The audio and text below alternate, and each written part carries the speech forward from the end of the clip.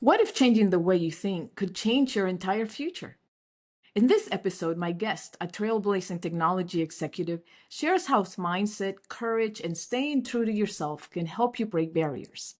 Welcome to Keys to the Future podcast. I'm your host, Gabby Coe. I've enjoyed a successful engineering career, and I'm passionate about empowering the next generation of STEM leaders.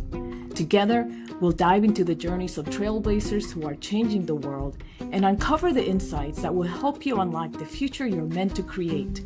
Let's get started.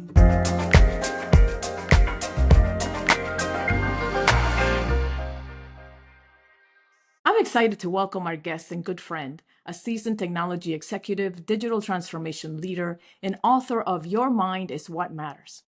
With a career spanning companies like QVC, PetSmart, Belk, and Sherwin-Williams, she has led innovative teams and driven large-scale change across the retail industry.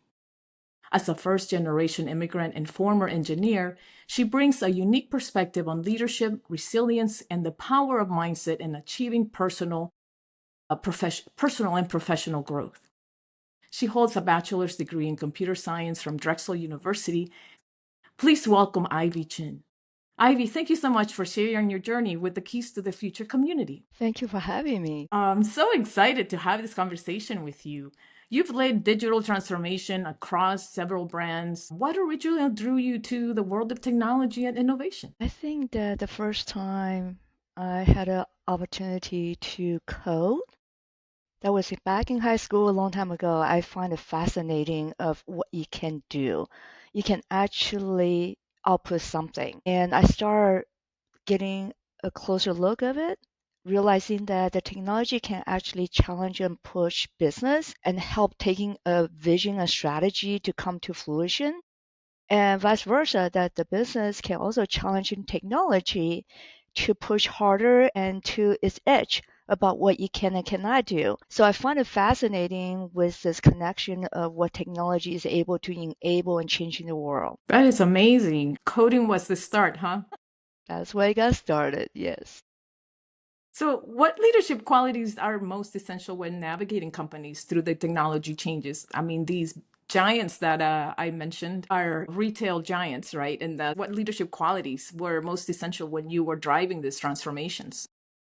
That's a great question. And I actually would like to answer the question beyond just transforming company.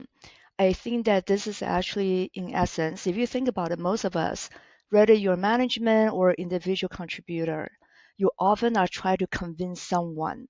You try to get somewhere with an idea that you have. And so my answer is going to be actually applicable, I believe, in all those. So I think that there's really three things. Actually, there's a lot of it, but I'll highlight three things. First of all, I think is having a clear vision. And not just having a clear vision, you have to be able to articulate it and share with other people. I'm a believer that there's a great proverb that says, if you want to go fast, go alone. But if you want to go far, you go together. Now, how do you help others to go toward the same objective? If we ourselves not clear and we're not able to articulate to other people, they may be rolling this boat in different direction and we go nowhere. How do you get everyone to understand that future destination, what it can be, what's in it for them, why it's important, how to get there and get people excited? I think that vision and clarity around it is very important. The second thing I would say is courage. It is hard. It is hard to transform. It is hard to help other people see what you see, but they don't see. It is hard to be the odd one to say, you know what? I think we can do this differently. I think we can do something better. And have that courage where everybody telling you, no, you cannot do it, or that's not possible, or we're very good and we don't need to change. All the naysayer, right? So having that courage, believe in your vision, and that be able to move forward, I think is important. I think the other one, the third one I would highlight is relationship. At the end of the day, people work with people when they trust someone. Relationship is the foundation to everything. And this is after many years of working, I came to realize when I was able to start having a breakthrough, when I was able to unlock and start moving the organization forward, it was because now I have relationship with key people and I build that trust. They believe in what I was sharing with them. They believe that yes, we can get somewhere, even though they may not know how. There is that trust. And then from trust, then it works both ways. It's having that empathy, right? Understanding change management and change is the hardest thing. Anytime when you want to transform an organization or change people, there's a fear of change, fear of unknown, getting out of comfort zone. It's just human nature. So then how do you help people to get out of that? It's the empathy, understanding. Take the time to understand where are they coming from, what's holding them back, what's their fear. Address, bridge the gap, and be able to help them move forward to a place that they say, you know what, I'm willing to give it a try. And they trust you. They know that you got their back. You are there to hold their hands, and we're all in it together. So I think that when you are able to shift the culture to have that kind of environment where everyone understands the vision, and that you have the courage to say, we got this, we can do this. No matter how hard it is to push that big rock up the hill, we can do it. We will get there. And then you have everybody supporting you behind you. It's all about the team.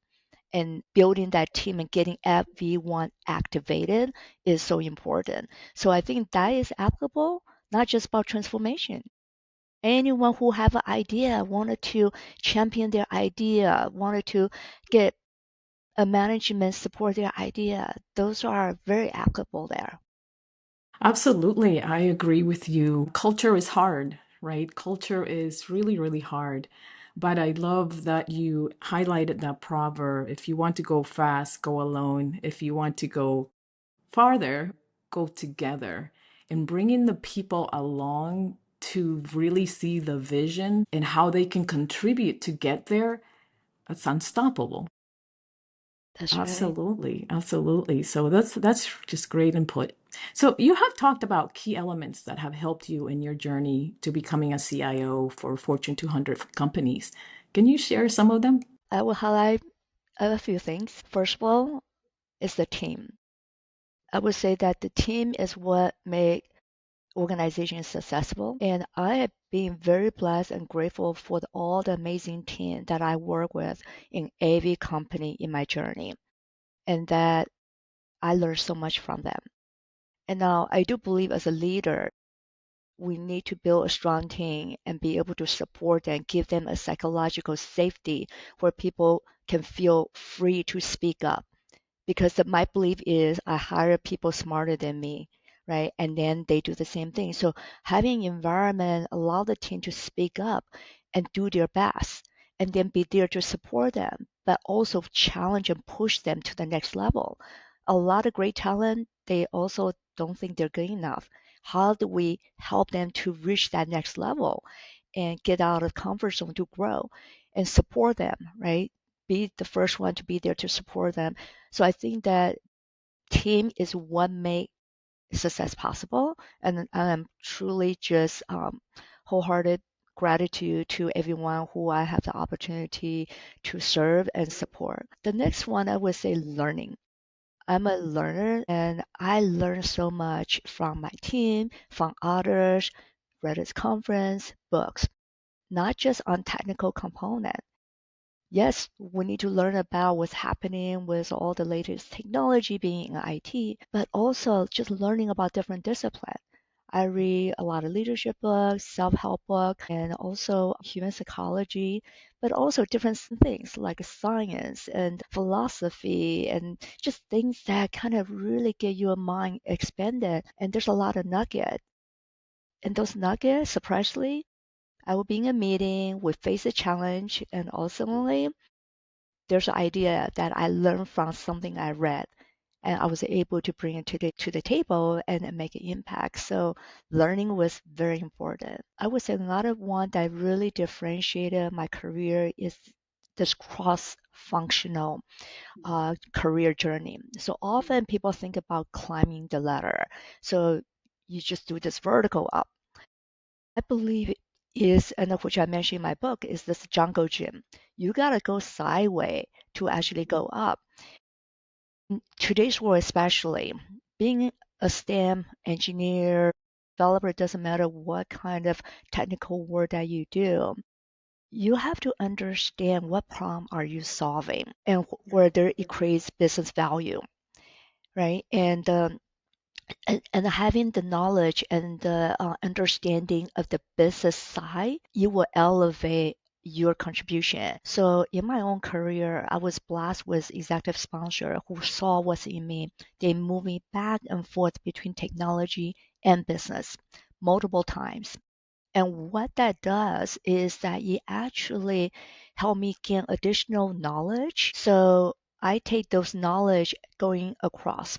And then there's the thinking model. So what I find fascinating is because I had the honor and privilege to lead different functional team, and those different functional team they have different thinking model, and those thinking model could be utilized in different situations. So you're no longer solving a technical problem with a way that IT typically think about. I may actually bring in a thinking model that I learned from the business side. It could be with a creative team. It could be with my merchant or my planner to actually apply that, right?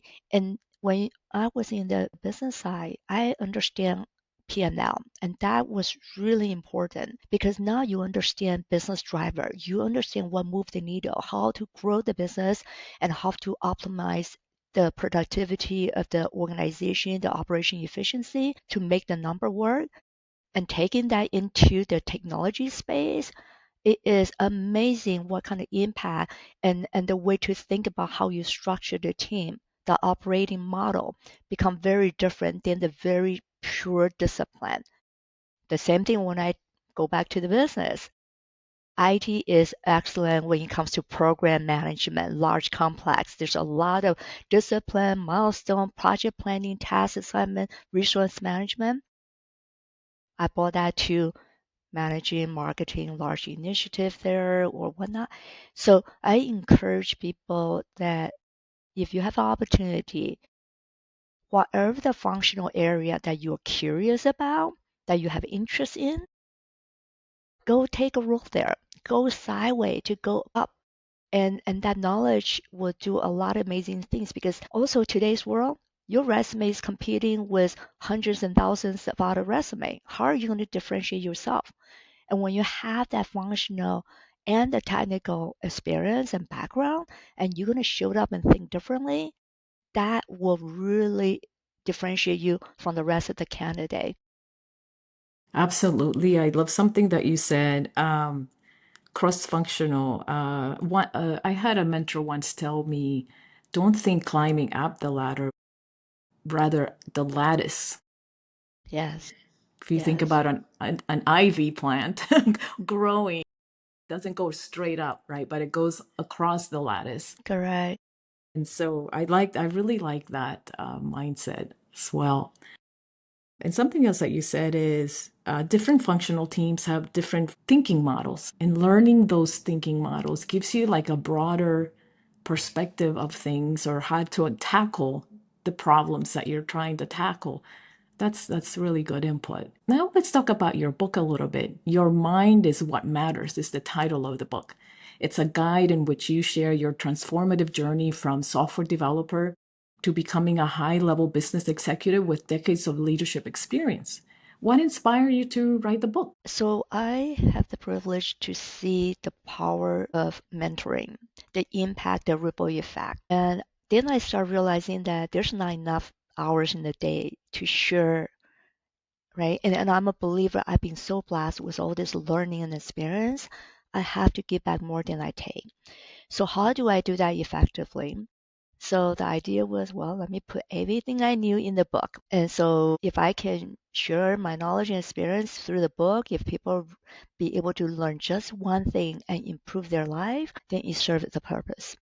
So I pretty much jot down all the things I wanted to share from my learning. And then when I finish, sit back and try to figure out what is all this about? Like, what is it? And then I start realizing all this, it was about the mind. It was about the mindset of how I view something, right? We will always have challenges and will have things that we have to face that we're not happy with and all the adversity. But each one of it was because the way I thought about. I believe that when there is a situation coming our way, there's a space I can hold in my head to say, okay, I don't like the feeling the person is making me feeling, or I don't like the content or the situation, how that made me feel, right? But then I recognize there's that space. I can choose Mm. how I'm going to react to it. I cannot choose what other people can do, but I can choose. So I start actually looking through this space. Was it because the current me feeling this, or is the little girl that showing up again that I never got over with? Was it because 20 years ago someone said something similar that made me feel something really bad that now I am reacting to that in this current situation? What is causing me? So there's a lot of reflection in that space. Is there a different way to look at this perspective, right? Like we're so gung ho about our point of view, and I will really force myself to think about where is the other person coming from? Is there truth to what they say? Is there a different perspective? And then now I have a lot of choices. What choices I have? It's not either or, either my way or your way. Is there a way that can I understand somebody else's point of view more and better? And then what's really important to me? Then can I have a conversation, find something in between that satisfies what they need and what I need, right? So there's a lot of different choices in between. So I will take all those anxiety, stressful, negative energy, and then I practice over time, over the years, that now I redirect it to something very positive. What can I learn? What can I do about it? And then it's okay. Life is a journey. No one's perfect. Yeah, I didn't do that too well. Totally on me. I own it. Okay, what did I learn? Let me go forward. I apologize to the person or the situation, and I own it, and I'll do better next time. Or if there is something that someone really upset me, each night when I have my little wrap up of the day, I have a gratitude moment, and I will actually thank the person to say, okay, now you help me grow. Now I learned something from the situation that I wasn't happy at the moment. So I learned to turn that around. So all that, it was just because the space that you can hold. So that's why I ended up with this and really try to highlight my desire to highlight for people. Your mind is what matters because you have a lot of choices in there and that you can determine the path you wanted to take, determine which direction you wanted to go. And I choose the path that I want to be happy and positive. And it has been working out very well for me.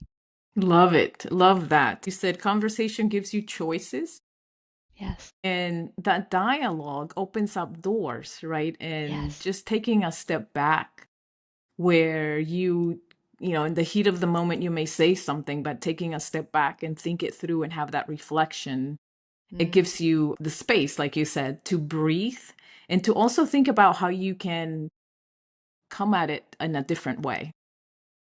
Yeah, I yes, love that. And then the other thing you said is owning your mistakes and learning from them. That's very powerful because I think if you do that, it gives you growth, but also shows the people that you're working with that you're human yes, and that you're willing to, own the mistakes and yeah, apologize if that's what's needed and go forward as a team. Ivy, I love all of that thinking and mindset. Now, in your book, you write, your mindset shapes your path. yes. And you've been talking about it a little bit, but can you share with us what you mean by that and how you can develop Yeah. that growth mindset? Yeah, so kind of really just what I've been talking about, because now when you have choices, you can take that path. You can open the door and living it intentionally, right? Often I feel that society forces us just running on this treadmill. We just keep on going, going, doing, because this is what the society tells us that we need to do. And sometimes if we give ourselves the moment to pause, to reflect, and then intentionally design the day intentionally, live the life intentionally, engage the meeting intentionally, right? So how do we show up? Again, it's back in the mindset. If we have a positive mindset and live intentionally, right, it could be very different. So, I'll share one example. One point in my career, there was a project very important. Something went really wrong, and the site went down for days. So it was really upsetting. I could be really mad, or I can be a leader that I want to be. So I met with the team. Everyone was just panicking. No one can come up with a solution, and just not a good place, right?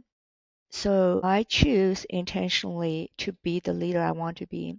So I showed up.